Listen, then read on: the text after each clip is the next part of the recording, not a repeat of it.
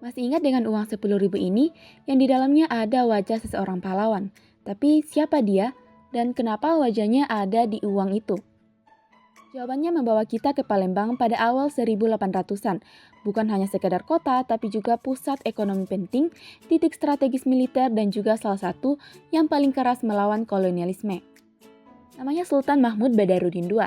Bukan cuma raja biasa, beliau ini smart, religious, dan punya sense of dignity yang tinggi. Lahir 1767 sebagai Raden Hasan, putra dari Sultan Mahmud Badarudin I, beliau ini dipersiapkan sejak kecil untuk belajar strategi militer, politik, diplomasi, hukum Islam, dan moral dari para ulamanya. Hasilnya, Palembang berkembang jadi pusat ilmu dan juga budaya Islam. Tahun 1804, ia naik takhta.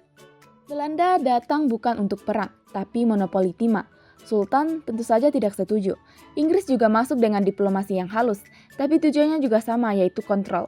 Konvensi London 1814 kembalikan Palembang ke Belanda, dan saat itu Sultan berkata tidak. Benturan terjadi, Belanda menyerang 1819, tapi gagal total. Benteng Kuta Besak, medan sungai, dan taktik pasukan Palembang membuat Belanda mundur. Tapi 1821, mereka balik dengan pasukan lebih besar, meriam modern, dan juga taktik intelijen. Sultan lakukan gerilya, bumi hangus, dan moral rakyat tetap tinggi. Kalah teknologi tapi tidak kalah martabat. 1822, Sultan diasingkan ke Ternate, ke Benteng Oranye. Tubuhnya ditahan tapi idenya tetap hidup. Beliau juga tetap mengajar, menulis, membimbing masyarakat, hingga wafat 26 September 1852. Gagasannya tentang kedaulatan dan juga martabat bangsa juga tetap hidup. Baru pada tahun 1984, Sultan Mahmud Badarudin II ditetapkan sebagai pahlawan nasional. 2005, wajahnya muncul di uang 10.000 dan juga namanya dikenang dalam sebuah bandara. Ini menjadi bukti bahwa perjuangan tidak hilang, hanya menunggu waktu untuk dikenang. Perjuangan beliau relevan hingga sekarang, yaitu mempertahankan prinsip, integritas, dan juga identitas.